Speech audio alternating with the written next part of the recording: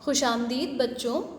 आज हम हमारी एनसीईआरटी की किताब का सबक नंबर 3 के जो हमें अल्फाज दिए हुए हैं इनको मिलाकर लिखना पढ़ना सीखेंगे। ठीक है, तो सबसे पहले मैं आपको एक ज़रूरी बात समझा रही हूँ, वो आप ध्यान से सुनेंगे। हमारे हुरूफ तहज्जी में 10 हर्फ ऐसे होते हैं जो गुस्से वाले होते हैं। ठीक है, 10 हर्फ ऐसे होते हैं जो गुस्से वाले होते हैं। उसमें से आज की क्लास में हम 2 हर्फ सीखेंगे, अलिफ और अलिफ मद।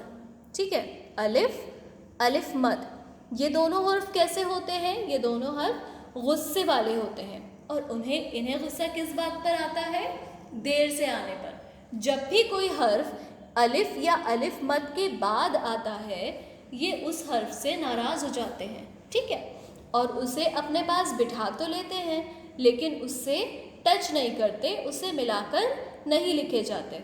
जैसे कि हम बाकी हुरूफ को मिलाकर लिखते हैं। हमने सबक नंबर 2 में बे की फैमिली को अलिफ से मिलाना सीखा था। जब हम बे को अलिफ से मिलाएंगे तो बे छोटा हो जाएगा और यहीं से अलिफ स्टार्ट हो जाएगा, बे अलिफ ज़बर बा। ठीक है, ये वाली शक्ल सेम रहेगी। अब अगर मुझे बे की जगह पे अलिफ ज़बर पा चाहिए तो मैं 3 नुक्ते कर दूंगी।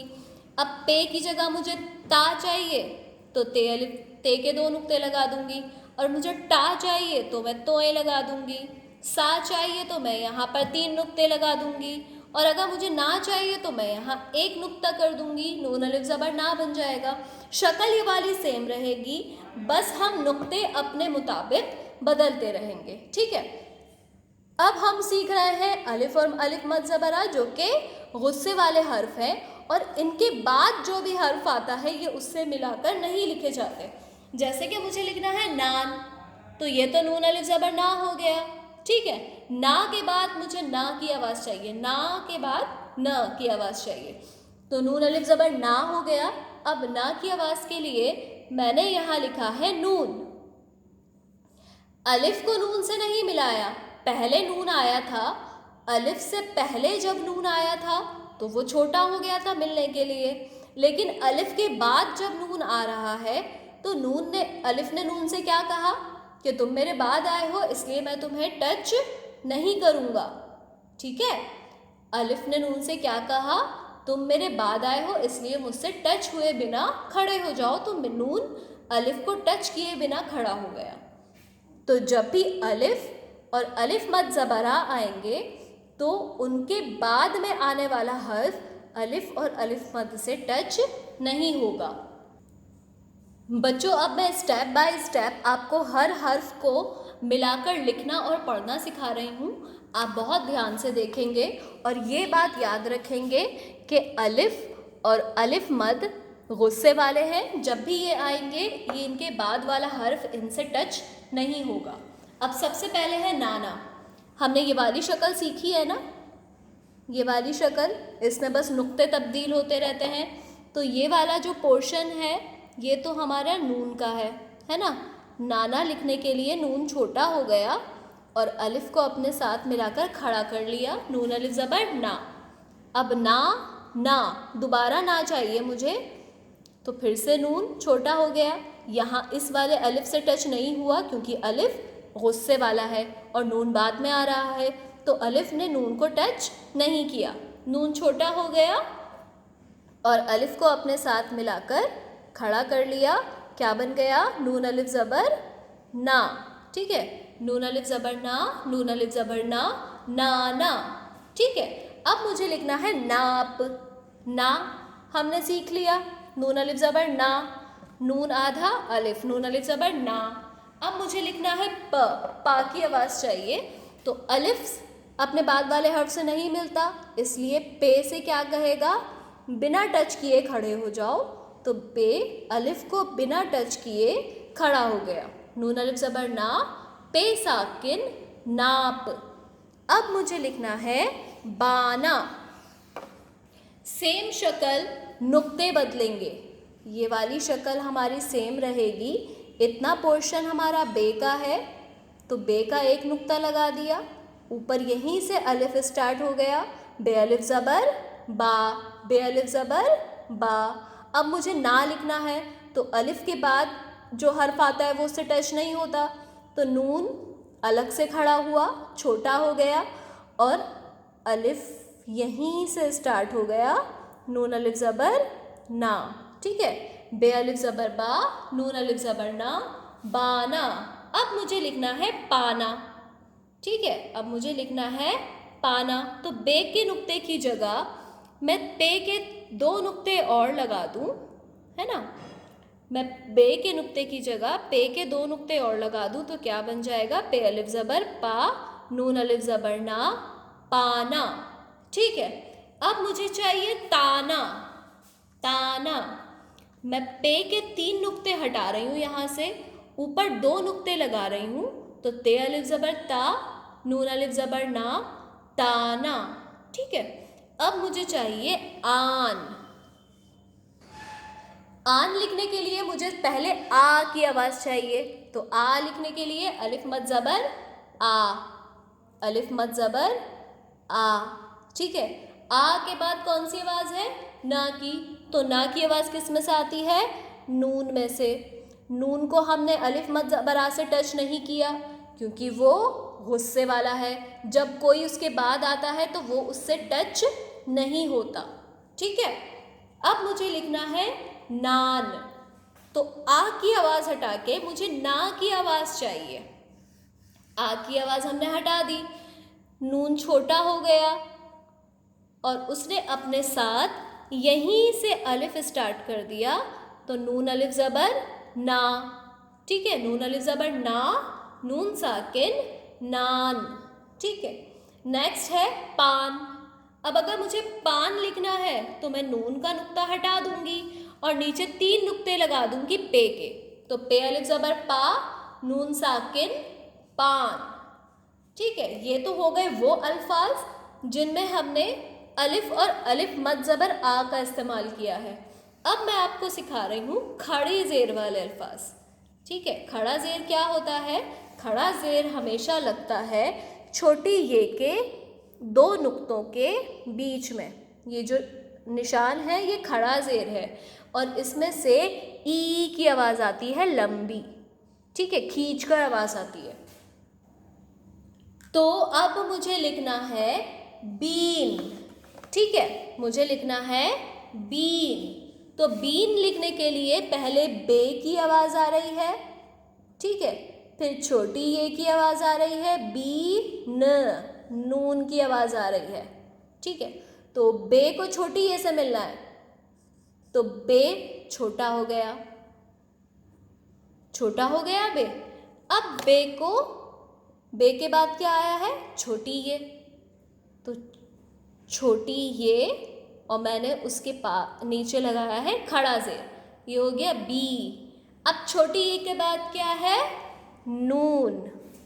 तो यहाँ जहाँ पर छोटी ये ख़त्म हुआ है, जहाँ पर बे ख़त्म हुआ था वहीं से हमने छोटी ये स्टार्ट किया, जहाँ पर छोटी ये ख़त्म हुआ है वहीं से मैंने नून स्टार्ट किया, बन गया बीन। समझ आया। अब मुझे बीन की जगह लिखना है 3। ये बे है ना, मुझे इसकी जगह चाहिए ते, तो यहाँ से मैं बे का 1 नुक्ता हटाकर ऊपर ते के 2 नुक्ते लगा दूंगी, तो 3 बन जाएगा, है ना। अब मुझे लिखना है पीना। यहाँ पर जो ते है उसकी जगह मुझे चाहिए पे और नून के बाद मुझे चाहिए अलिफ। ना, ना की आवाज़ हो गई ना, तो नून के बाद अलिफ आएगा। सबसे पहले है पे, तो पे का शोशा, पे छोटा हो गया, ठीक है। उसके बाद छोटी ये, जहाँ पर पे ख़त्म हुआ है वहीं से मैंने छोटी ये स्टार्ट किया, नीचे खड़ा ज़ेर लगा दिया। अब जहाँ से छोटी ये ख़त्म हुआ है वहीं से नून स्टार्ट होगा, तो नून का शोशा आ गया, ठीक है।